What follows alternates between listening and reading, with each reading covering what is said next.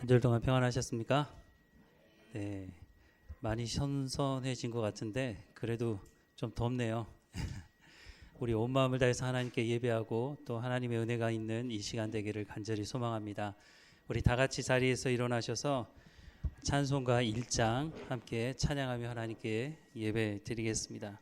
찬송가 1장 함께 찬양하겠습니다. 만복의 근원 하나님, 온 백성 찬송 드리고 저 천사여 찬송하세. 찬송 성부 성자 성령 아멘. 만국의 족속들아 영광과 권능을 여호와께 돌릴지어다. 여호와께 돌릴지어다. 여호와의 이름에 합당한 영광을 그에게 돌릴지어다. 예물을 들고 그의 궁정에 들어갈지어다. 아름답고 거룩한 것으로 여호와께 예배할지어다. 온 땅이여 그 앞에 떨지어다. 할렐루야. 우리를 구원하시고 오늘도 생명의 길로 인도하여 주시는 하나님을 찬양합니다. 목마른 사슴처럼 사모하는 마음으로 성전에 나왔사오니 하나님께서 주시는 그 은혜 가운데 잠잠히 머물러 은혜 가운데 나아갈 수 있도록 인도해 주옵소서. 상심한 자들을 고치시며 병든 자를 일으켜 주옵소서. 하나님을 경외하는 자들에게 평안함을 더해 주시고 온전한 마음으로 주님을 따르는 자들에게 형통함을 주옵소서. 길이요 진리요 생명 되시는 예수 그리스도 이름으로 기원하옵나이다. 아멘. 찬송가 14장 함께 찬양하겠습니다.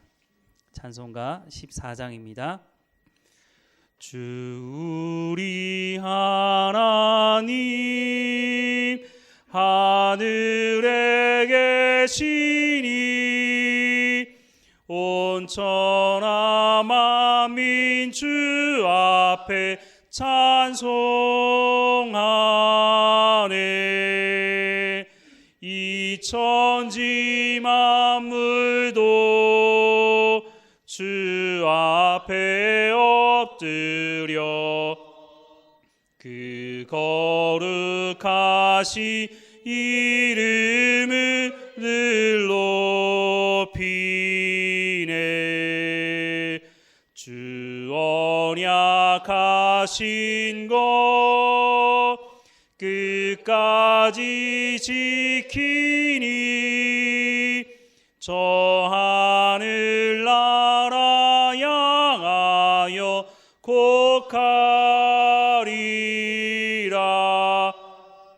주 얼굴 배울 때 내 마음이 기쁘고 영원히 주의 영광을 찬양하리.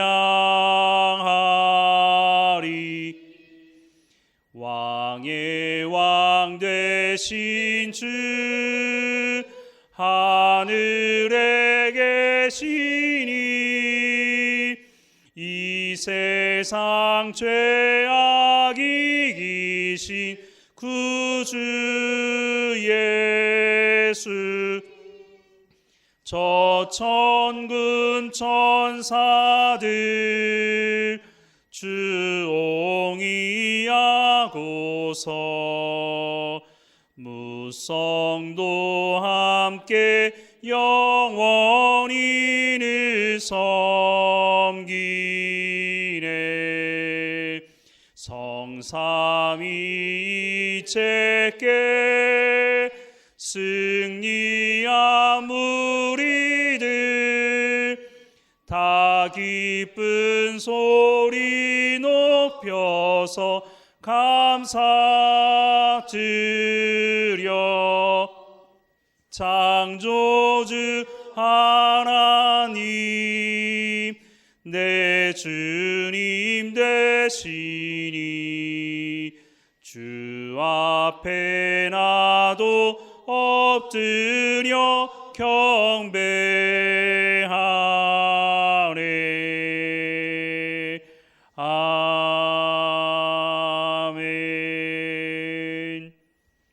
성시교독 4번입니다. 성시교독 4번 함께 교독하겠습니다. 여호와여 나의 말에 귀를 기울이사 나의 심정을 헤아려 주소서.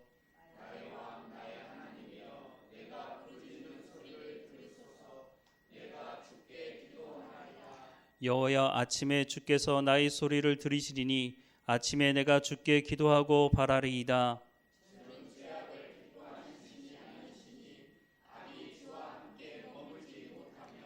오만한 자들이 주의 목전에 서지 못하리이다. 주는 모든 행악자를 미워하시며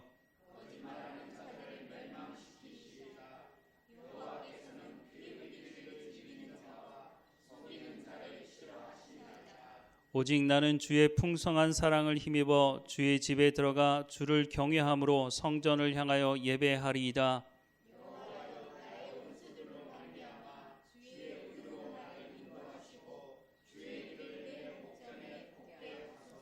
아멘.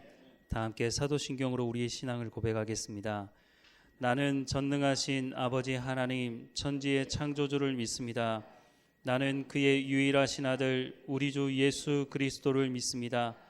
그는 성령으로 잉태되어 동정녀 마리아에게서 나시고 본디오 빌라도에게 고난을 받아 십자가에 못 박혀 죽으시고 장사된 지 사흘 만에 죽은 자 가운데서 다시 살아나셨으며 하늘에 오르시어 전능하신 하나님 우편에 앉아 계시다가 거기로부터 살아있는 자와 죽은 자를 심판하러 오십니다. 나는 성령을 믿으며 거룩한 공교회와 성도의 교제와 죄를 용서받는 것과 몸의 부활과 영생을 믿습니다. 아멘. 다 함께 자리에 앉으셔서 찬송가 50장 찬양하며 봉헌하겠습니다. 찬송가 50장 찬양하겠습니다. 내게 있는 모든 것을 아낌없이 드리네. 사랑하고 의지하며 주만 따라 살리라. 주께 드리네.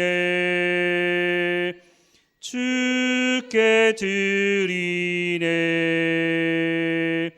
사랑하는 구주 앞에 모두 드리네. 내게 있는 모든 것을 겸손하게 드리네. 세상 욕심 멀리하니 나를 받아주소서. 주께 드리네. 주께 드리네. 사랑하는 구주 앞에 모두 드리네.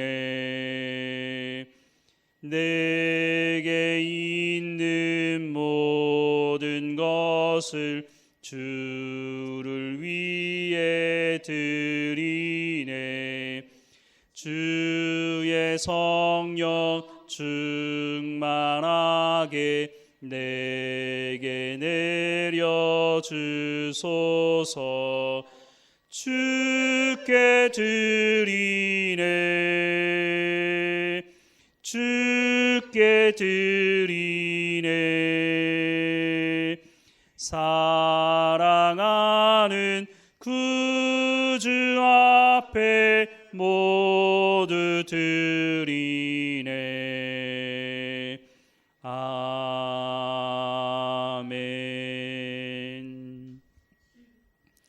사랑과 은혜가 풍성하신 하나님, 지난 한 주간도 인도해 주시고 여러 명의 그 무더위도 하나님 잘 견디고 하나님 앞에 예배하도록 불러주셔서 감사합니다. 하나님께 이 시간 예배할 때 우리의 온 마음과 힘과 정성을 다해 예배하게 하시고 또 하나님 준비하신 그 은혜를 우리 가운데 허락해 주옵소서. 하나님께 드리는 예물도 받아주시고 우리의 삶의 모든 근심과 걱정을 하나님 앞에 내려놓게 하시며 오직 하나님의 은혜 가운데 살아가는 우리의 삶이 될 수 있도록 날마다 우리의 삶의 현장에 하나님 함께 하시고 우리의 발걸음을 인도해 주옵소서. 물질로 어려움 당하지 아니하도록 하나님 부어주시고 하나님 부어주신 것을 또한 심을 때 심을 줄 아는 지혜를 우리 가운데 허락해 주옵소서. 고난 중에 있는 성도들, 육체의 연약한 가운데 있는 성도들을 지켜주시고 강건하게 하시고 하나님께 예배하러 나갈 수 있도록 하나님 그 육체를 회복시켜 주옵소서. 하나님께 온 마음을 다해 예배하는 우리의 삶이 날마다 기쁨과 찬송의 예배가 되게 하시고 늘 우리의 입술에서 감사가 끊이지 아니하도록 하나님 인도해 주옵소서. 하나님 뒤를 돌아볼 때마다 하나님께서 우리를 여기까지 인도하셨다고 고백하며 감사하며 하나님과 동행하는 삶이 될 수 있도록 인도해 주옵소서.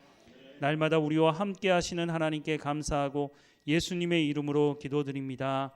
아멘.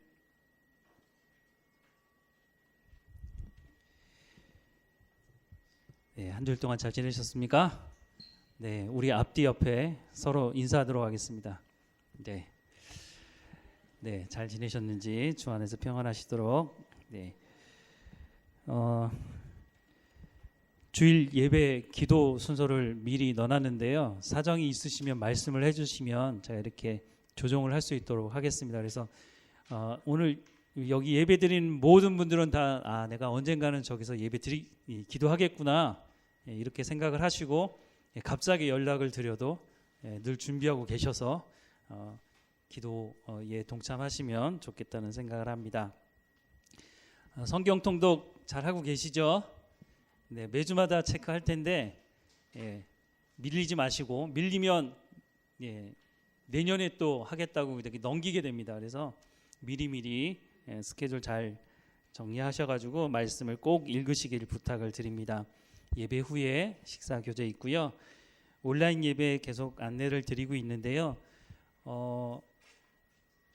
말씀을 꼭 들으시면 좋겠어요. 새벽에 말씀을 들으시는 분도 계시고 새벽에 꼭 듣지 못하더라도 우리가 어느 시간대나 말씀을 들을 수 있잖아요. 그래서 말씀을 꼭 들으시고 오늘 나한테 하나님 하시는 말씀이 무엇인지 듣고 그걸 그냥 듣기만 하지 않고 삶에 적용해야 됩니다. 그래서 하나님께서 나 이 말씀을 하셨구나. 그러면 그 말씀을 가지고 하루를 살아가면서 하나님께 기도하면서 그걸 적용하는 겁니다. 그러면 하루 이틀 그렇게 살다 보면요, 경건의 훈련이 되어서 나도 모르게 하나님 앞에 성숙한 그리스도인으로 살게 됩니다. 또 특별히 수요일 날 말씀을 또 꼭 들으셔서 그 말씀을 통해서 내가 익숙해질 뿐만 아니라 다른 사람한테 그걸 설명할 수 있도록 여러분 반복해서 들으시고 여러분 삶에 적용하시면 좋겠다는 생각을 합니다. 또 예배에 참석하지 못하시는 분들은 주일날 이 시간에 라이브로 유튜브를 통해서 예배 드릴 수 있습니다. 그리고 제가 예배 끝나고 집에 가가지고요, 또 말씀만 또 편집을 해서 그 말씀도 올리고 그렇게 하고 있습니다. 그래서 반복해서 말씀을 들으시고 주일날 사실 하나님 말씀 딱 듣고요, 다음 날 되면 어제 무슨 말 들었지? 어제 본문이 어디였지?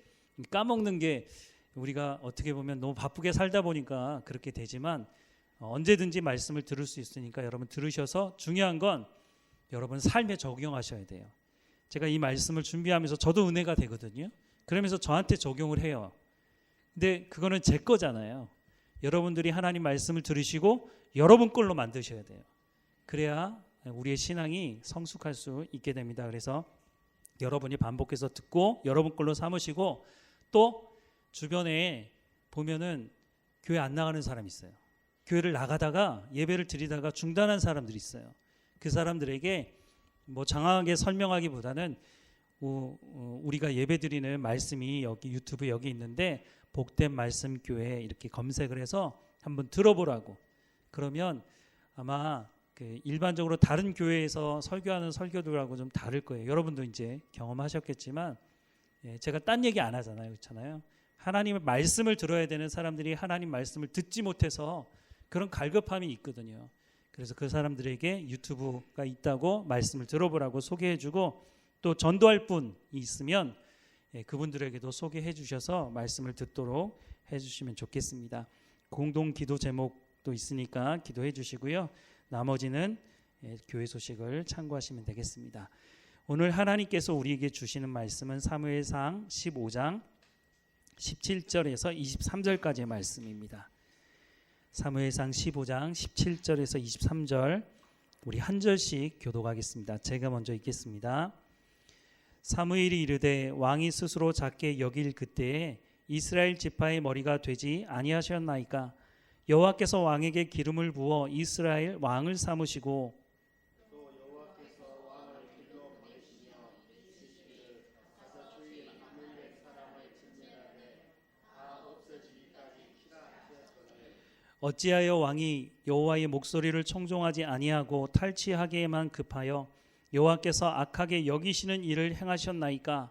사울이 사무엘에게 이르되 나는 실로 여호와의 목소리를 청종하여 여호와께서 보내신 길로 가서 아말렉 왕 아합을 끌어안고 아말렉 사람들을 진멸하였으나 다만 백성이 그 마땅히 멸할 것 중에서 가장 좋은 곳으로 길갈에서 당신의 하나님 여호와께 제사하려고 양과 염소를 끌어왔나이다 하는지라.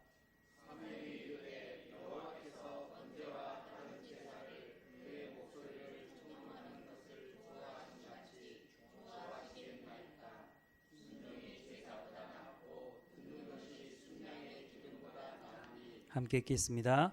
이는 거역하는 것은 점치는 죄와 같고 완고한 것은 사신 우상에게 절하는 죄와 같음이라.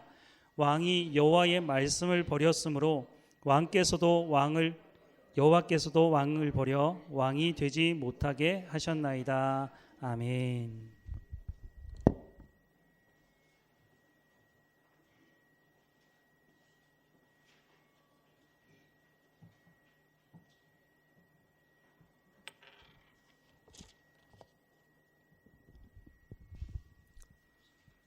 하나님 감사합니다.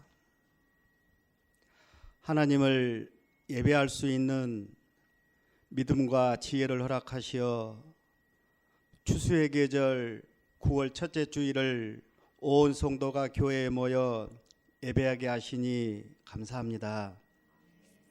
주님, 이 시간 이 자리에 임재하여 주셔서 예배 가운데 모든 성도들의 심령 위에 하늘에서 내려오는 참 평화가 넘쳐나는 복된 예배가 되게 하여 주옵소서. 하나님께서는 수많은 죄악 가운데 저희들을 건져주시고 천국 백성으로 삼아 주셨건만 저희들은 지난 일주일 동안 주님의 뜻대로 순종하며 살지 못했습니다. 이 시간 분주한 삶 속에서 마음을 빼앗기며 살았던 저희들의 어리석음을 고백하오니 용서하여 주옵소서. 주님의 십자가의 보혈로 깨끗이 씻어주심으로 우리의 모든 행위가 악한 자의 길에서 벗어나 복된 자의 길에 서게 하여 주옵소서. 저희들에게 풍요로운 결실의 계절을 허락하여 주심을 감사합니다.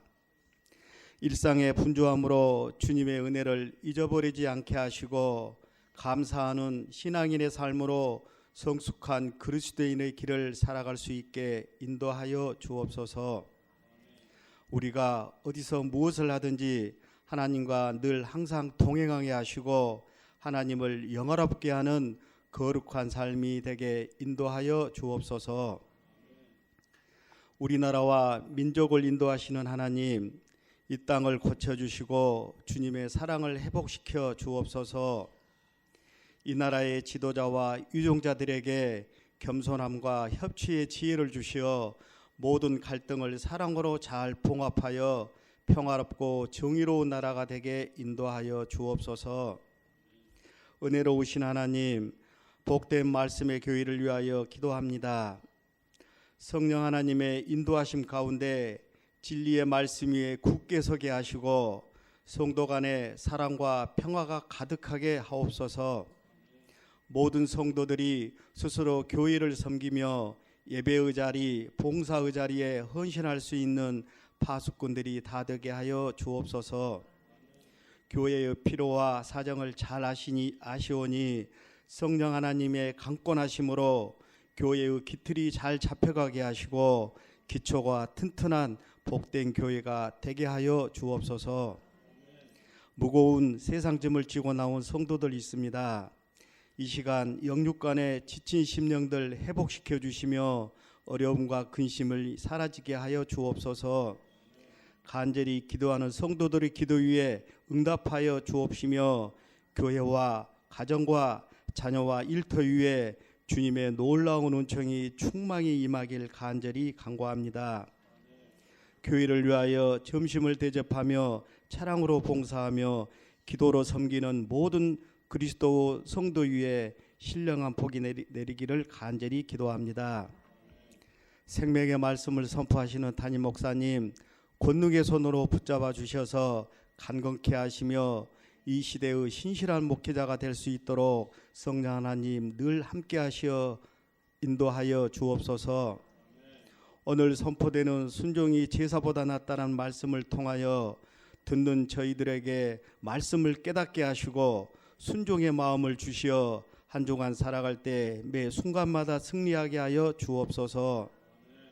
우리 교회 모든 자녀들이 하나님이 주시는 꿈과 비전을 갖게 하시고 믿음 안에서 그들의 앞날이 형통하길 간절히 기도합니다. 이 시간 함께 예배드리는 모든 성도 위에 신령한 하나님의 은혜가 충만히 임하길 간구하며 우리의 소망 되시는 예수님 이름으로 감사하며 기도합니다. 아멘.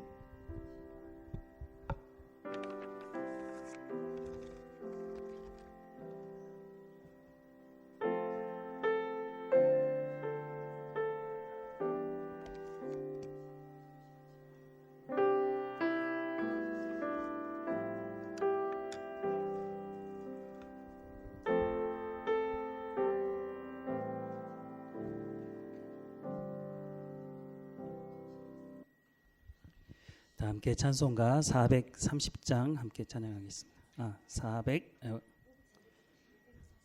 545장. 네.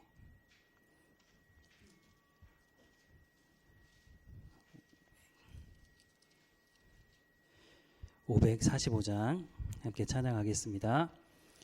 이 눈에 아무 증거 아니 배워도 믿음만을 가지고 선을 걸으며 이 귀에 아무 소리 아니 들려도 하나님의 약속 위에 서리라. 걸어가세 믿음 위에 서서 나가세 의심 버리고 걸어가세 믿음 위에 서서 눈과 귀에 아무 증거 없어도 이 눈에 보기에는 어떠하든지 이미 얻은 증거대로는 믿으며 이 마음에 의심 없이 살아갈 때에 우리 소원 주 안에서 이루리. 걸어가세 믿음 위에 서서 나가세 의심 버리고 걸어가세 믿음 위에 서서 눈과 귀에 아무 증거 없어도 주님의 거룩함을 두고 맹세한 주 하나님 아버지는 참 미쁘다. 그 귀한 모든 약속 믿는 자에게 능치 못한 무슨 일이 있을까. 걸어가세 믿음 위에 서서 나가세 의심 버리고 걸어가세 믿음 위에 서서 눈과 귀에 아무 증거 없어도. 아멘. 여러분 만나서 너무 반가워서 그랬는지 제가 목소리가 벌써 쉬어버렸네요. 2주 전에 말씀을 전할 때 하나님의 집에 대한 말씀을 전했습니다. 그리고 지난주에는 그 하나님의 집을 채우는 하나님께서 찾으시는 예배자에 대해서 말씀을 전했습니다. 오늘은 하나님께서 찾으시는 예배자가 신약에서만 말씀하는 것이 아니고 구약 말씀에서도 하고 있다는 것을 좀 더 살펴보려고 합니다.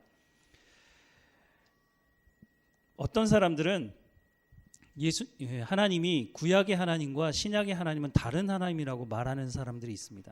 구약의 하나님은 두려운 하나님, 심판의 하나님이라고 말하고 신약의 하나님은 사랑의 하나님이라고 말하지만 사실 구약의 하나님이나 신약의 하나님 바뀌어지신 것이 아니라 동일한 하나님이신 것을 말씀하고 있습니다. 예수님도 말씀을 전하시면서 아버지와 내가 하나이고 아버지께서 일하시니 나도 일한다 라고 말씀을 하고 있습니다. 말씀이신 예수님께서 오셔서 말씀을 전하시는 것은 새로운 것을 말씀하시는 것이 아니라 이미 구약에서 말씀하고 있는 하나님의 말씀을 더 명확하게, 더 분명하게 말씀해 주신 것입니다. 하나님은 출애굽 이후에 이스라엘 백성들에게 하나님의 성전을 지으라고 충분히 말씀하실 수도 있었고 그 여력도 시간도 있었지만 하나님은 성전을 만들라고 말씀하지 않으십니다. 심지어는 하나님 마음에 합한 다윗이 하나님의 집을 짓겠다고 말씀했을 때 하나님께서 그것을 막으시죠. 하나님께서 하나님의 집, 성전을 지으라고 말씀하시지 않은 것은 성전을 짓기 전에 먼저 이스라엘 백성들이 행해야 되는 것이 있어야 했기 때문입니다. 그런데 이스라엘 백성들이 그것을 행하지 않았죠. 그것을 행하지 않은 상태에서 솔로몬이 성전을 짓게 되었습니다. 하나님께서 행하라고 하시는 것을 행하지 않고 성전을 짓고 나다 보니 결국은 성전이 성전으로서의 역할을 하지 못했다는 것을 우리는 성경을 통해서 확인할 수가 있습니다. 성전이 성전으로서의 역할을 하지 못했다고 하는 것은 건물에 하자가 있다는 것을 말씀하는 것이 아니라 그 건물을 채우는 사람들에게 문제가 있었다고 하는 것을 말씀하고 있는 것입니다. 성전이 지어지고 나서 때로는 성전이 잘 제 역할을 할 때도 있었지만 하지만 대체적으로는 성전이 제 역할을 하지 못했다는 것을 우리는 알 수 있습니다. 이스라엘 백성들은 성전을 생각하면서 대체적으로 뭐라고 생각을 했느냐 하면 하나님께서 임재하시고 임재하시지 않는 그것이 중요한 것이 아니라 성전 그 자체, 건물 그 자체가 중요하다고 생각을 하고 자기들이 생각하는 그 의미를 성전에 부여하기 시작했습니다. 왜냐하면 하나님께 기도하고 하나님께서 내가 이것을 응답해 달라고 말할 때에 하나님께서 모든 것을 다 응답해 주시는 것이 아니죠. 하나님은 우리의 탐욕을 채우지 않으십니다. 그런데 이스라엘 백성들은 자신의 탐욕을 채워달라고 하는데 하나님 채워주시지 않자 하나님을 무시하고 하나님 말씀을 무시하고 자기가 원하는 것을 얻기 위해서 쉽게 말해서 우상을 섬기는 것처럼 성전을 섬기기 시작했다고 하는 것입니다. 이렇게 생각하는 사람들에게 성전이 무너질 것이라고 말하는 예레미야 선지자는 거짓 선지자로 역임을 받았고 이 성전을 헐라고 말씀하셨던 예수님은 십자가에 못 박으라고 주장을 하게 됐죠. 그러면 하나님께서 하나님의 집, 이 성전을 짓기 전에 무엇을 먼저 해야 되는지 하나님께서 어떤 말씀을 하셨는지 좀 찾아보겠습니다. 예레미야 7장 1절부터 11절 말씀인데요. 예레미야 7장 1절부터 11절, 1절과 2절 말씀을 먼저 보면 여호와께로부터 예레미야에게 말씀이 임하니라 이르시되 너는 여호와의 집 문에 서서 이 말을 선포하여 이르기를 여호와께 예배하러 이 문으로 들어가는 유다 사람들아 여호와의 말씀을 들으라 라고 말씀합니다. 지금 하나님께서 예레미야를 통해서 말씀을 하는데 그 말씀의 대상자가 어떤 사람들이라고요? 하나님의 집, 성전을 찾아서 예배하려고 하는 그 사람들에게 말하라는 거예요. 3절 말씀을 보면 만군의 여호와 이스라엘의 하나님께서 이와 같이 말씀하시되 너희의 길과 행위를 바르게 하라. 그리하면 내가 너희로 이곳에 살게 하리라 라고 말씀을 하고 있습니다. 어떻게 보면 너무 당연한 말씀 아닌가요? 성전을 찾아온다는 것만으로도 하나님의 말씀을 듣기 위해서 성전을 찾아오는 것 아닙니까? 그리고 이 사람들이 어떻게 왔다고요? 예배하러 왔다고 말씀하고 있습니다. 그런데 이 예배하러 온 사람들에게 하나님 너무 당연한 말씀을 하고 있는 겁니다. 다시 말씀을 보면 너희 길과 행위를 바르게 하라. 그리하면 내가 너희로 이곳에 살게 하리라. 아니 이곳에 이미 살고 있는데 이거 지금 무슨 말씀일까요? 너무 뻔한 이야기를 하는 것처럼 보이지만 사실은 이 성전을 찾아서 예배하러 온 이 사람들이 지금 하나님께서 말씀하시는 길과 행위를 하고 있다는 말입니까? 하고 있으면 이런 말을 할 필요가 없는 거죠. 하지 않고 있다는 것입니다. 예배하러 온 사람들이 그 길과 행위가 바르지 않다는 것입니다. 너무 당연한 말씀을 하고 있지만 이 사람들은 그렇게 살고 있지 않기 때문에, 너희가 하나님 말씀에 순종하지 않기 때문에, 그러면 어떻게 하겠다고요? 이 땅에서 살지 못하게 할 것이다 라고 하나님 말씀하고 있는 거죠. 겉으로 보면 분명히 성전을 찾아서 예배를 드리러 오는 것이 맞습니다. 그런데 하나님은 너희가 지금 예배하러 오는 것이 아니라, 내 말을 들으려고 오는 것이 아니라 다른 목적이 있구나라고 하는 것을 말씀하고 있는 겁니다. 4절 이하에 더 7절 말씀을 더 보면, 너희는 이것이 여호와의 성전이라 여호와의 성전이라 여호와의 성전이라 하는 거짓말을 믿지 말라. 너희가 만일 길과 행위를 참으로 바르게 하여 이웃들 사이에 정의를 행하며 이방인과 고아와 과부를 압제하지 아니하며 무죄한 자의 피를 이곳에서 흘리지 아니하며 다른 신들 뒤를 따라 화를 자초하지 아니하면 내가 너희를 이곳에 살게 하리니 곧 너희 조상에게 영원 무궁토록 준 땅이니라 라고 말씀을 하고 있습니다. 3절에 하는 말씀을 또 7절에 하고 있죠. 내가 너희를 이곳에 살게 하리라. 지금 하나님의 마음이 어떻습니까? 내가 너희를 이 땅에 살게 더 두고 보지 않을 거야 라고 하는 마음이 담겨져 있는 겁니다. 그런데 왜 이렇게 했다고요? 4절 말씀해 보니까, 너희는 이것이 여호와의 성전이라 여호와의 성전이라 여호와의 성전이라 하는 거짓말을 하지 말라. 보통 성경에서 2번 강조하면, 반복하면 대단히 강조하는 건데 3번 강조하고 있다는 것은 최고 수준으로 강조하고 있다는 겁니다. 그런데 지금 이 말씀을 누구에게 하고 있다고요? 성전에 예배하러 온 사람들에게 하는 말입니다. 성전인 줄 알아요. 누구나 그때 뭐 성전이 여러 개 있는 것도 아니고 딱 하나밖에 없지 않습니까? 예루살렘에 있는 성전, 솔로몬이 지은 성전 하나밖에 없는데 누구나 성전인 줄 아는데 왜 굳이 이렇게 여호와의 성전이다, 여호와의 성전이다, 여호와의 성전이다 왜 이렇게 말을 할까요? 뭔가 문제가 있어 보이지 않습니까? 누구나 다 알고 있는 성전을 향해서 말 안 해도 성전인 줄 다 아는데 왜 하나님은 이렇게 말씀하시느냐? 뭐라고 말씀하셨죠? 뒤에 여호와의 성전이라는 거짓말을 믿지 말라. 이게 도대체 무슨 말일까요? 분명히 성전인데 하나님은 뭐라고 말씀하시냐 하면, 저 솔로몬이 지은 성전이 성전이라고 말하는 거짓말을 믿지 말라는 거예요. 그러면 이게 무슨 말일까요? 성전이 아니라는 거예요. 사람들은 그것을 찾아서 하나님을 예배하러 왔고 그 성전이라고 알고 있지만 하나님은 뭐라고 말씀하시냐면 그건 성전이 아니라는 거예요. 성전의 의미가 뭘까요? 하나님이 임재하셔야 그것이 성전이 되는 것 아닙니까? 사람들이 그게 성전이라고 말해서 성전이 아니라 그곳에 하나님이 임재하셔야 그것이 성전이 되는 것인데, 하나님이 지금 성전이라고 하는 말은 거짓말이라고 하는 것은 내가 거기 있다는 겁니까? 없다는 겁니까? 하나님이 거기 계시지 않는다는 거예요. 그냥 건물일 뿐이라는 거죠. 그러니 그것이 하나님의 성전이 아니라고 말하는 것입니다. 그런데 이스라엘 백성들은 이 말을 듣지 않았습니다. 이스라엘 백성들은 자기들이 찾아가는 그곳이 하나님의 성전이라고 생각을 했습니다. 그런데 이 성전이라고 말하는 사람들이 누구였느냐? 거짓 선지자들이었다고 하는 것입니다. 이스라엘 백성들은 왜 이 거짓 선지자들의 말을 들었을까요? 왜냐하면 거짓 선지자들이 많은 사람들의 귀를 즐겁게 해주는 말을 해준 겁니다. 너희가 기도하면 하나님께서 다 응답해 주실 것이다. 너희가 무엇을 구하든지 하나님 다 응답해 주실 것이고 성전은 절대 무너지지 않을 것이다. 성전이 우리를 지켜줄 것이다. 이런 말을 하는 거죠.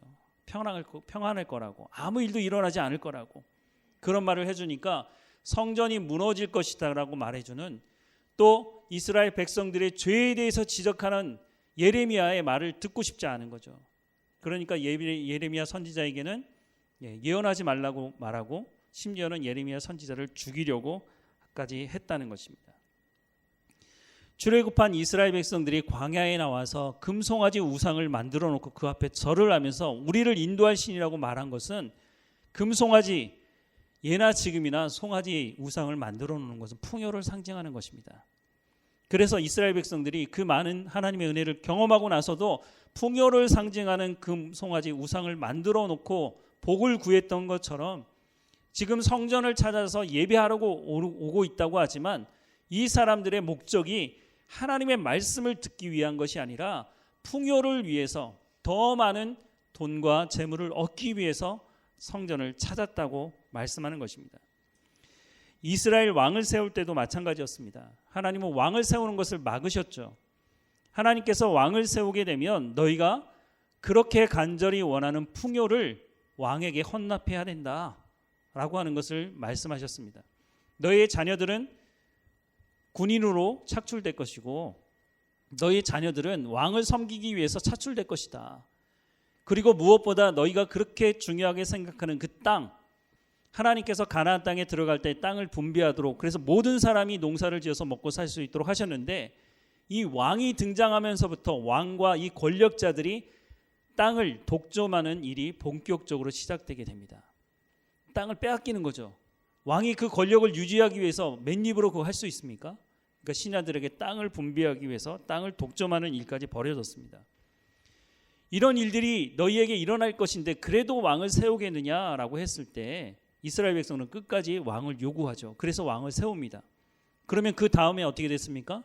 정말 하나님께서 말씀하시는 대로 풍요를 기원했던 그 사람들이 풍요를 빼앗기게 되고, 어느 왕 시대에 정말 이 사람들이 마음 편하게 그 풍요를 누리며 산 적이 있습니까? 물론 몇 명의 왕이 있지만 대부분의 왕들은 나라를 다스리면서 나라를 엉망으로 만들어 버렸죠.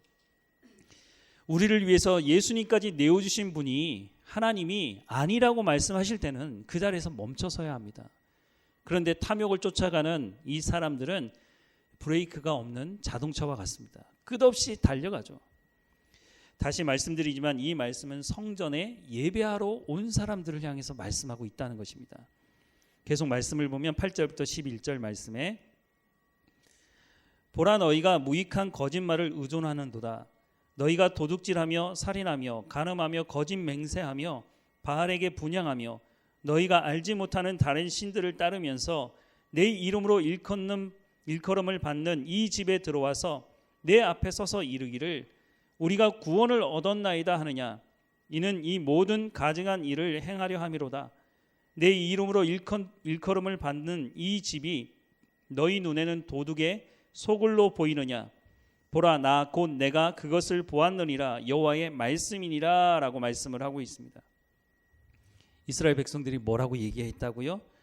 하나님께 나와서 나는 구원받았다 스스로 그렇게 말하고 있습니다. 구원받았다고 말할 수 있죠.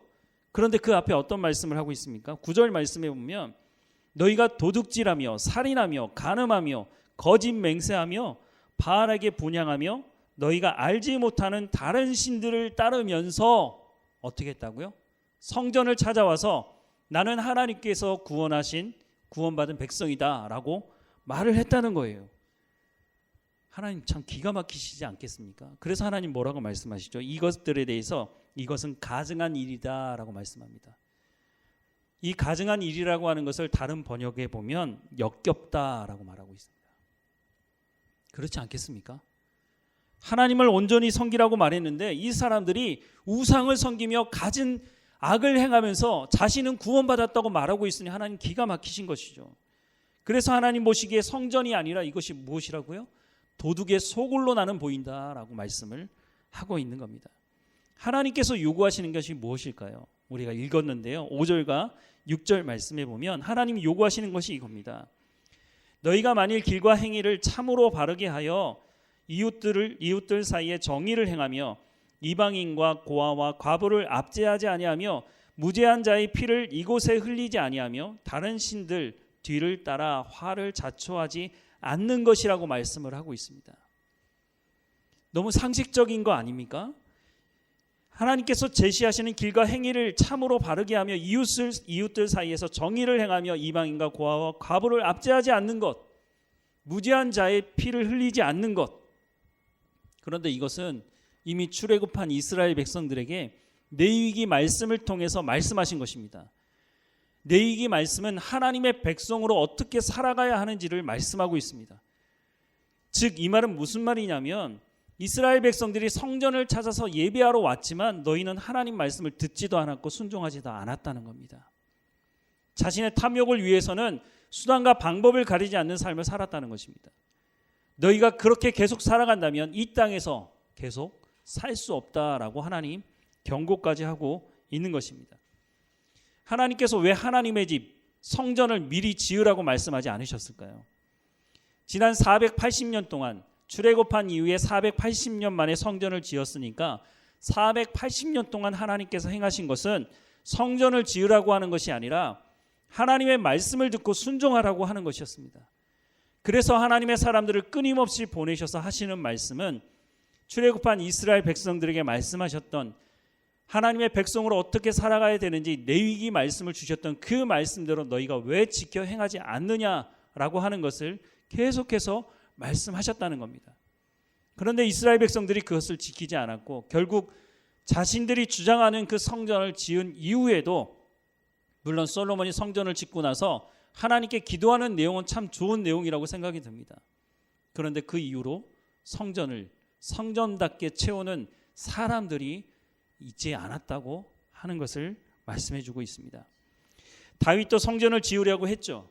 근데 하나님의 말씀을 듣고 다윗이 그 마음을 돌이킵니다. 다윗이 뭐라고 말씀을 하고 있느냐면 사무엘하 7장 18절 말씀을 보면 다윗 왕이 여호와 앞에 들어가 앉아서 이르되 주 여호와여 나는 누구이오며 내 집은 무엇이기에 나를 여기까지 이르게 하셨나이까. 그러면서 뭐라고 말씀하냐면 20절부터 22절 주 여호와는 주의 종을 아시오니 다윗이 다시 주께 무슨 말씀을 하오리까. 주의 말씀으로 말미암아 주의 뜻대로 이 모든 큰 일을 행하사 주의 종에게 알게 하셨나이다. 그런즉 주 여호와여 주는 위대하시니 이는 우리 귀로 들은 대로 주와 같은 이가 없고 주 외에는 신이 없음이니이다 라고 고백하고 있습니다. 다윗은 성전을 짓기 전에 먼저 해야 되는 것이 무엇인지 알아들었습니다. 그것은 하나님 말씀을 듣고 순종하는 삶을 살아가는 것입니다. 성전이 있어도 그것을 채우는 사람들이 하나님 말씀을 듣지 않고 순종하지 않는다면 그게 무슨 의미가 있습니까? 하나님이 그곳에 임재하지 않으시면 그게 무슨 의미가 있느냐고 묻고 있을 때 다윗이 그것을 깨달아 안 것이죠. 성전이 필요 없다고 말씀하는 것이 아닙니다. 오늘 이 시대에도 교회가 필요 없다는 무교회주의를 주장하는 사람들이 있습니다. 하나님 그것을 말씀하는 게 아닙니다. 만약 성전 자체가 필요 없다면 성막도 만들지 않으셨겠죠. 성막을 만들어 놓고 성전을 짓기 전에 하나님 중요한 것이 있는데 그것은 너희가 하나님 말씀을 듣고 순종하는 것이다라고 하는 것을 강조하고 있는 것입니다. 예수님께서 성전의 역할을 하지 못하는 그 성전을 향해서 뭐라고 말씀하셨다고요? 성전을 헐어버리라 라고 말씀을 하고 있는 것입니다. 이런 하나님께서 성전을 채워야 하는 하나님을 예배하는 자를 찾으신다고 요한복음 4장을 통해서 말씀하셨을 뿐만 아니라 구약 성경에서도 이 말씀을 하고 계시는데 대표적인 말씀이 오늘 본문의 말씀입니다. 오늘 본문에 보면 사울이 등장합니다. 사울이 왕이 될 때 하나님께서 사울을 칭하는 여러 가지 말씀 중에 토브라고 하는 히브리어 단어를 쓰고 있습니다. 토브. 한번 기억해 두시면 좋을 것 같은데요. 토브라는 말은 다윗에게도 사용하셨습니다. 이 토브라는 말이 창세기 1장에 등장하는데요. 하나님이 만드신 것을 보시기에 좋았다라고 할 때 좋았다는 표현입니다. 그러니까 사울이 왕이 되었을 때 사울을 그냥 아무나 뽑아서 사울을 왕으로 세운 것이 아니라 왕이 될 만한 사람을 하나님께서 세우셨다고 하는 것입니다. 그런데 이 사울이 하나님 말씀에 불순종하기도 했죠. 이 말씀 이전에 블레셋과의 전쟁을 앞두고 하나님께서 말씀하신 것을 듣지 않고 불순종하고 자기가 직접 제사를 집례하다가 하나님께 책망을 받았죠. 그리고 시간이 지나서 하나님께서 다시 사울에게 말씀하십니다. 사무엘상 15장 1절부터 3절 말씀해 보면 사무엘이 사울에게 이르되 여호와께서 나를 보내어 왕에게 기름을 부어 그의 백성 이스라엘 위에 왕으로 삼으셨은즉 이제 왕은 여호와의 말씀을 들으소서. 만군의 여호와께서 이와 같이 말씀하시기를 아말렉이 이스라엘에 행한 일 곧 애굽에서 나올 때에 길에서 대적한 일로 내가 그들을 벌하노니 지금 가서 아말렉을 쳐서 그들의 모든 소유를 남기지 말고 진멸하되 남녀와 소아와 젖먹는 아이와 우양과 낙타와 나귀를 죽이라 하셨나이다 하니라고 말씀을 하고 있습니다. 사울이 하나님 말씀에 불순종한 이후에 하나님께서 다시 한번 기회를 주고 계시는 것입니다. 그런데 그냥 하나님께서 아말렉을 가서 쳐서 진멸하라고 말씀하면 될 텐데 1절에 왜 이 말씀을 하고 계실까요? 다시 한번 보면 사무엘이 사울에게 이르되 여호와께서 나를 보내어 왕에게 기름을 부어 그의 백성 이스라엘 위에 왕으로 삼으셨은즉 이제 왕은 여호와의 말씀을 들으소서. 이게 언제적 일입니까? 1, 2년 전 이야기도 아닌 것 같습니다. 한참 시간이 지났는데 뭐라고 말씀하시냐면 하나님께서 당신에게 기름을 부어서 왕으로 삼지 않았습니까? 그러니 뭐라고요? 왕은 여호와의 말씀을 들으소서라고 말씀을 하고 있습니다. 왜 이 말을 했을까요?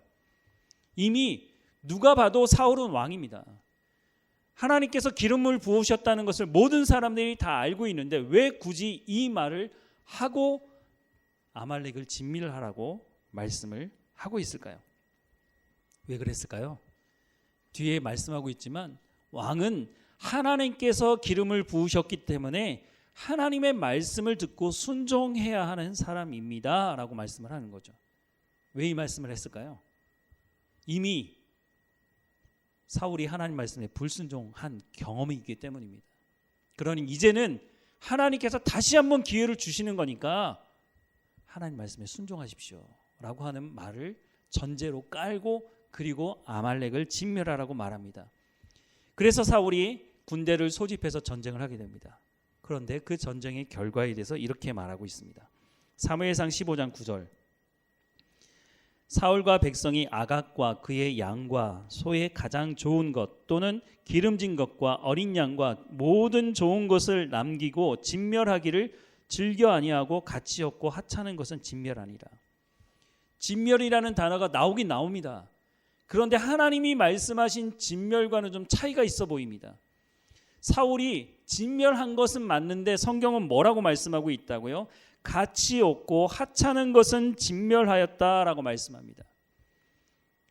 그리고 그 뒤에 보면 사울이 이 전쟁을 승리한 기념비까지 세웁니다. 11절 말씀부터 보면 하나님이 이렇게 말씀하십니다.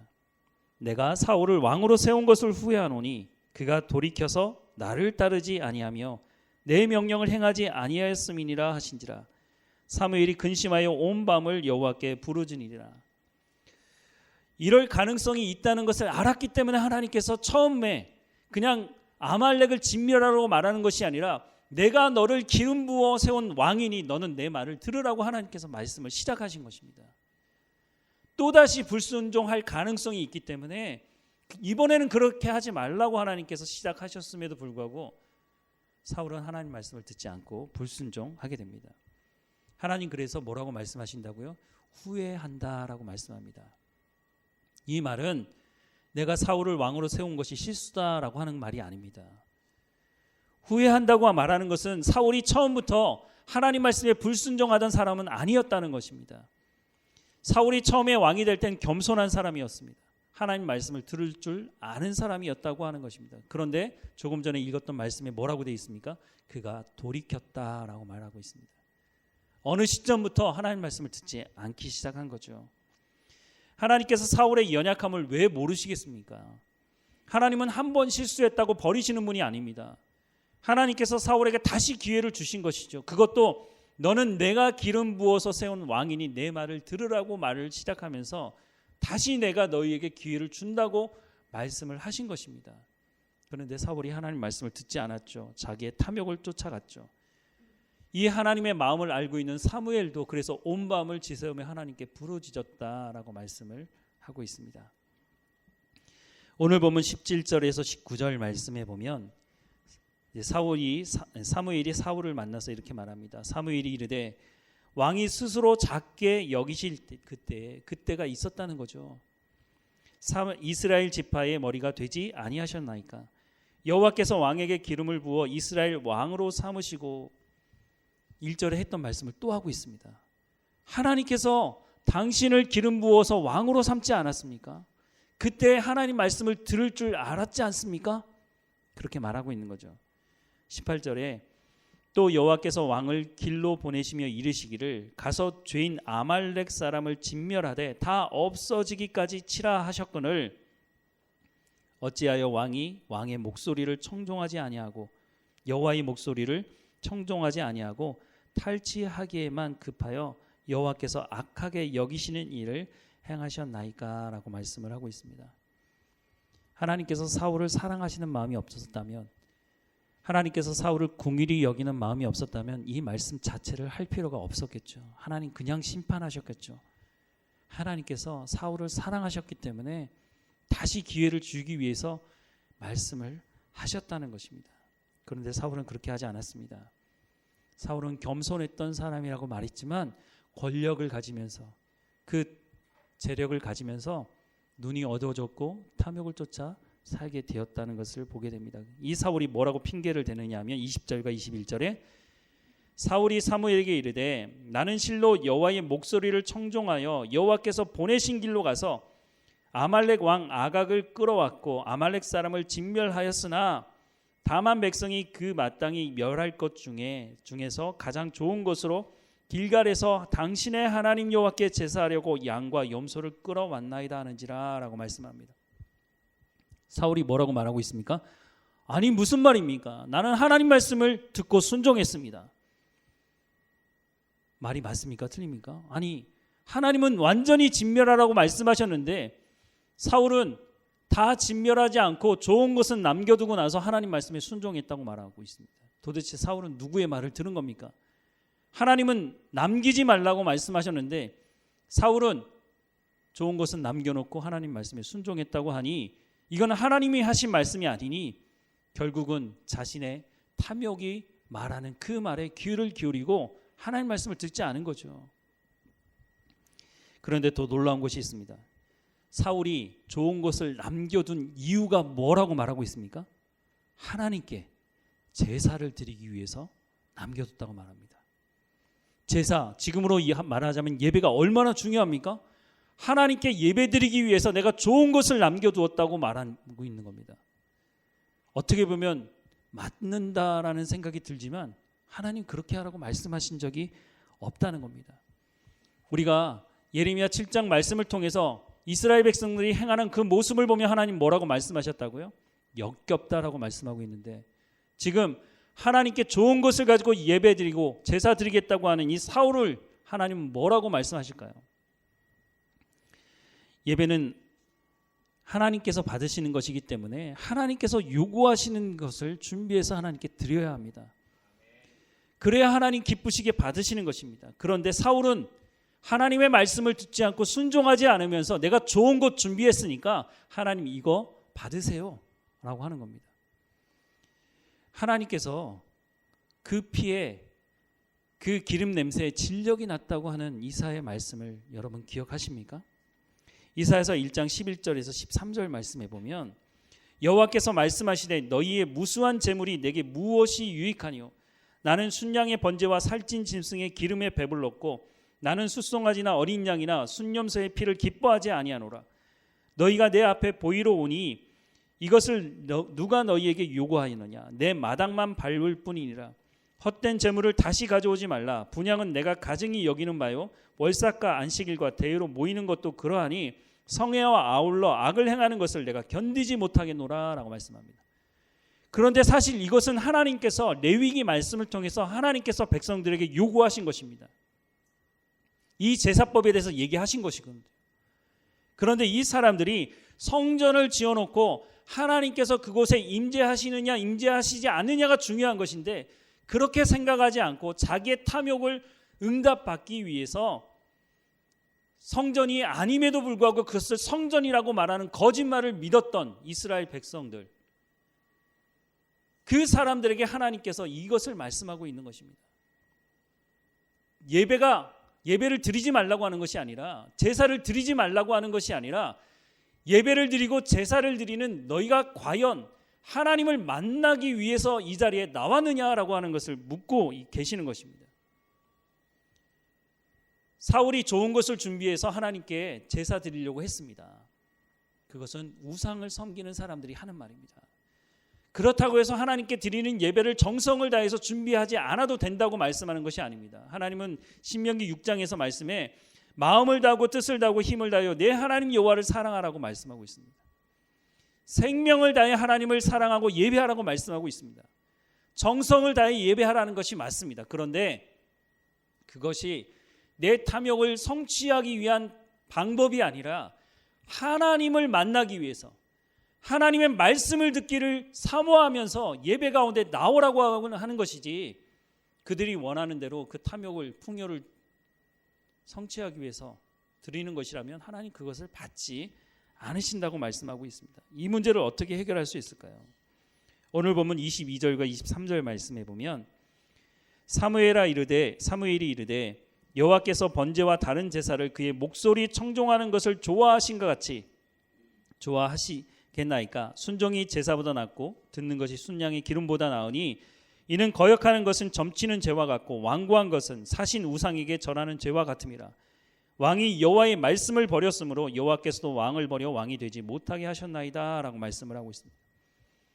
순종이 제사보다 낫다 라고 하는 것은 제사가 필요 없거나 제사가 중요하지 않다고 말씀하는 것이 아닙니다. 오히려 제사, 예배의 핵심이 무엇인지를 말하고 있는데 그것은 하나님의 말씀을 듣고 순종하는 것이다 라고 하는 것을 말씀해 주고 있는 것입니다. 순종이 제사보다 낫다, 듣는 것이 순양의 기름보다 낫다라고 말씀을 또다시 하고 있습니다. 하나님께서 예배가 얼마나 중요한지에 대해서 말씀하면서 여기에 3번이나 이 비슷한 말씀을 강조하고 있는데요. 두 번째 강조하는 것이 순종이 제사보다 낫고 듣는 것이 순양의 기름보다 낫다고 하는 것입니다. 다시 한번 말씀드리지만 하나님의 백성들에게 있어서 예배는 너무너무 중요한 것입니다. 그런데 어떤 사람들은 나는 믿음이 있습니다 라고 하면서 나는 예배드리지 않습니다, 예배하는 장소에 가지 않습니다 라고 말하는 사람이 있습니다. 그건 틀린 말입니다. 믿음이 있다면 하나님께 예배드리는 것이 너무너무 당연한 것입니다. 믿음은 들음에서 나며 들음은 그리스도의 말씀으로 말미암는다고 하는데, 그리스도의 말씀, 하나님께서 하시는 말씀이 뭡니까? 나는 예배자를 찾으신다는 말씀입니다. 그러니 믿음이 있다면 하나님께 예배하는 것은 너무 당연한 말씀이라고 하는 것입니다. 그런데 나는 하나님 믿어요, 그런데 예배드리지는 않아요 라고 하는 것은 자기를 기만하는 것입니다. 거짓말하는 것이죠. 또다시 강조하는데 거역하는 것은 점치는 죄와 같고 완고한 것은 사신 우상에게 절하는 죄와 같다고 말합니다. 하나님의 말씀을 듣지 않고 순종하지 않는 것은 뭐라고요? 죄라고 말씀을 하고 있습니다. 그래서 하나님께서 뭐라고 말씀합니까? 사울에게 왕이 여호와의 말씀을 버렸으니 여호와께서도 왕을 버려 왕이 되지 못하게 하시겠다고 말씀을 하고 있습니다. 사랑하는 여러분, 우리가 하나님의 자녀가 됐다는 것은 하나님의 말씀을 듣겠다고 하는 것입니다. 하나님의 말씀을 듣겠다고 하는 것은 그 말씀에 순종하겠다는 것도 포함되어져 있는 것입니다. 하나님이 찾으시는 예배자가 어떤 예배자라고요? 하나님 말씀을 듣고 순종하는 사람. 그거는 신약의 말씀에도 기록되어져 있고 구약의 말씀에도 동일하게 기록하고 있는 말씀이라고 하는 것입니다. 마태복음 6장 33절 말씀에 보면 그런즉 너희는 먼저 그의 나라와 그의 의를 구하라. 그리하면 이 모든 것을 너희에게 더하시리라 라 말씀합니다. 이 말씀도 똑같습니다. 하나님 말씀을 듣고 순종하는 삶을 살면 하나님께서 어떻게 하신다고요? 그 모든 것을 더하신다고 말씀합니다. 가나안 땅에 들어가는 이스라엘 백성들에게 하나님께서 이런 약속의 말씀도 하십니다. 신명기 6장 1절부터 3절 말씀에 보면 이는 곧 너희 하나님 여호와께서 너희에게 가르치라고 명하신 명령과 규례와 법도라. 너희가 건너가서 차지할 땅에서 행할 것이니 곧 너와 내 아들과 내 손자들이 평생에 내 하나님 여호와를 경외하며 내가 너희에게 명한 그 모든 규례와 명령을 지키게 하기 위한 것이며 또 내 나를 장구하게 하기 위한 것이라. 이스라엘아 듣고 삼가 그것을 행하라. 그리하면 내가 복을 받고 내 하나님 내 조상의 하나님 여호와께서 내게 허락하신 같이 젖과 꿀이 흐르는 땅에서 네가 크게 번성하리라 라고 말씀을 하고 있습니다. 하나님은 복을 주시기로 작정하신 분이십니다. 그런데 하나님의 말씀을 듣고 순종하지 않는 사람에게 하나님께서 이런 복을 주시면 어떤 일이 벌어집니까? 이스라엘 백성들이 보여주고 있죠. 우상을 섬기고 하나님 말씀을 듣지 않고 교만히 행하게 되는 것입니다. 감사하지 않는 것이죠.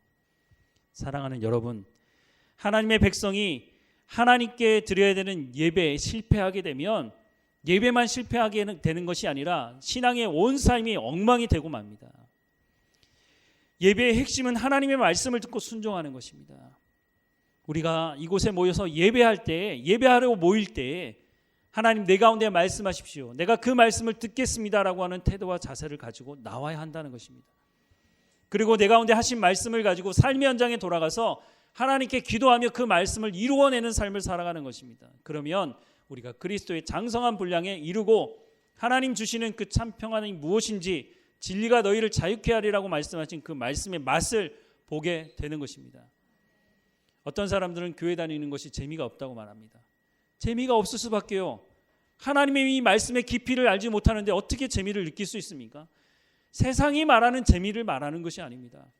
세상이 예수 믿는 사람들을 협박하고 박해하더라도 그 즐거움은 빼앗을 수 없는 것이 바로 하나님 말씀을 깨달아 알고 그 말씀을 경험하게 될 때에 그 즐거움, 그 기쁨을 맛보게 되는 것입니다. 한 가지 팁을 드리면 에스겔서 36장 26절에서 28절 말씀을 이렇게 말씀하고 있습니다. 또 새 영을 너희 속에 두고 새 마음을 너희에게 주되 너희 육신에서 굳은 마음을 제거하고 부드러운 마음을 줄 것이며 내 영을 너희 속에 두어 너희로 내 율례를 행하게 하리니 너희가 내 규례를 지켜 행할지라. 내가 너희 조상들에게 준 땅에서 너희가 거주하면서 내 백성이 되고 나는 너희 하나님이 되리라 라고 말씀합니다.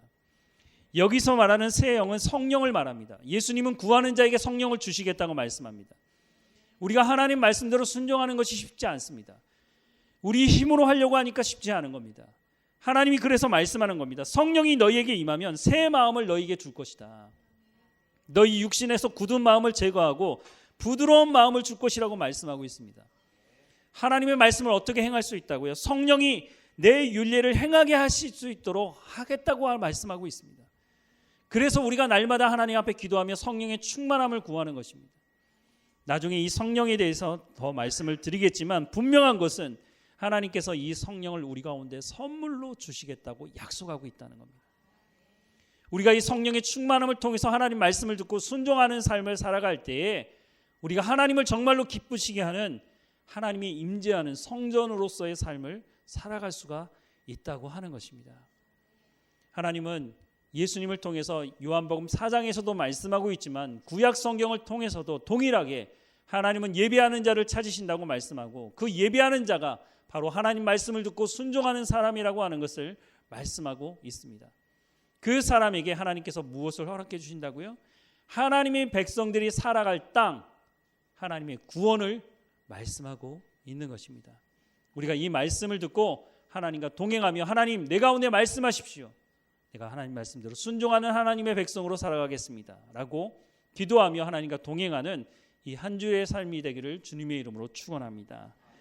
우리 결단의 찬송 이후에 결단의 기도를 드리겠습니다.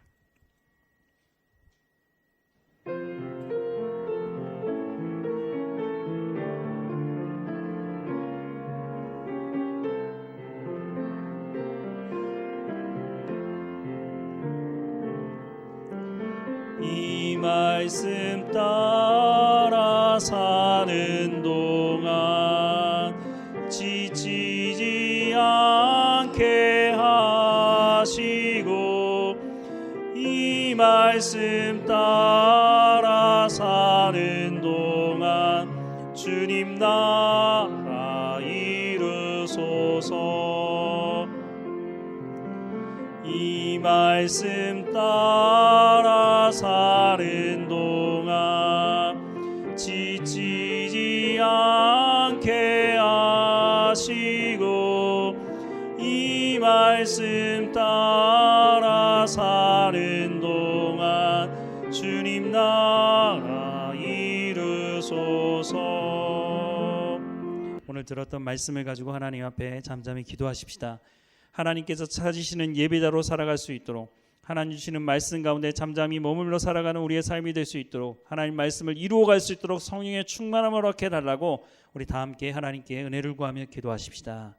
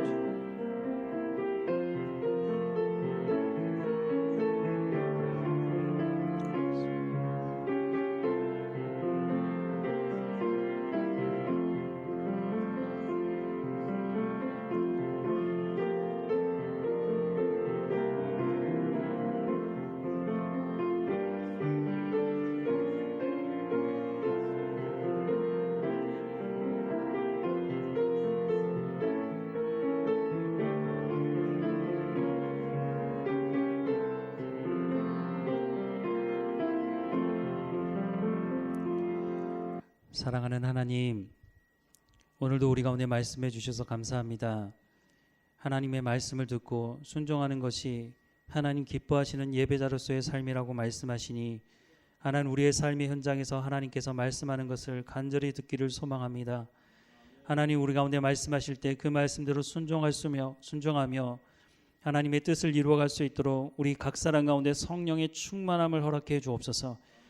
하나님께서 구하는 자에게 주시겠다고 말씀하시니 초대교회 성도들이 예수님의 말씀을 듣고 마가의 어머니의 그 집에 모여서 성령이 임하실 때까지 하나님 앞에 기도하며 기다렸던 것처럼 우리 가운데도 그 성령의 은혜를 우리 가운데 허락해 주시고 그 성령의 경험을 체험할 수 있도록 허락해 주셔서 우리가 하나님의 말씀을 담대하게 선포하며 하나님의 말씀을 삶으로 살아내어 성령의 열매를 맺는 삶이 될 수 있도록 은혜를 허락해 주옵소서. 하나님 말씀에 순종할 때에 세상과 부딪힐 때 그때 담대함을 허락해 주시고 세상이 줄 수 없는 평안함을 우리 가운데 허락해 주셔서 하나님의 말씀의 열매를 통해 하나님께 감사하며 하나님을 찬양하며 예수 믿지 않는 사람들에게 하나님이 누구이신지 모르는 사람들에게 우리가 증인의 역할을 감당할 수 있도록 은혜를 허락해 주옵소서. 고난 중에 있는 성도들 다시 한번 지켜주시고 강건하게 하시고 하나님을 온전히 더 깊이 체험하는 시간이 될 수 있도록 인도해 주옵소서. 우리에게 맡겨진 모든 일에 충성을 다할 수 있도록 우리의 모든 삶의 환경을 열어주시며 오직 하나님만 바라보게 하시고 하나님의 나라와 하나님의 의가 이루어지는 우리의 삶을 살아갈 수 있도록 인도해 주옵소서. 날마다 우리와 함께 하시는 하나님께 감사하고 예수님의 이름으로 기도드립니다. 아멘. 우리 다 함께 일어나셔서 찬송가 440장 함께 찬양하겠습니다. 찬송가 440장 함께 찬양하겠습니다. 어디든지 예수 나를 이끌면 어디든지 예수 함께 가려네. 예수 함께 아니 가면 낙없고 예수님과 동행하면 겁없네. 어디를 가든지 겁낼 것 없네. 어디든지 예수 함께 가려네. 세상 친구 모두 나를 떠나도 주와 동행하면 외로움 없겠네. 가는 길이 위태하고 험해도 어디든지 예수 함께 가려네. 어디를 가든지 겁낼 것 없네. 어디든지 예수 함께 가려네. 어두운 그늘 나를 애워쌀 때에 주가 함께 계신 믿고 사려네. 죽은 후에 천국에서 깨어나 예수 함께 길이 살리라. 어디를 가든지 겁낼 것 없네. 어디든지 예수 함께 가려네. 이제는 주 예수 그리스도의 은혜와 하나님의 사랑과 성령의 교통하심이 하나님이 찾으시는 예배자로 하나님 말씀을 듣고 순종하며 살아가기 원하는 오늘 예배하는 모든 성도들과 가족들 가운데 이제로부터 영원까지 함께 하시기를 간절히 축원하옵나이다. 아멘.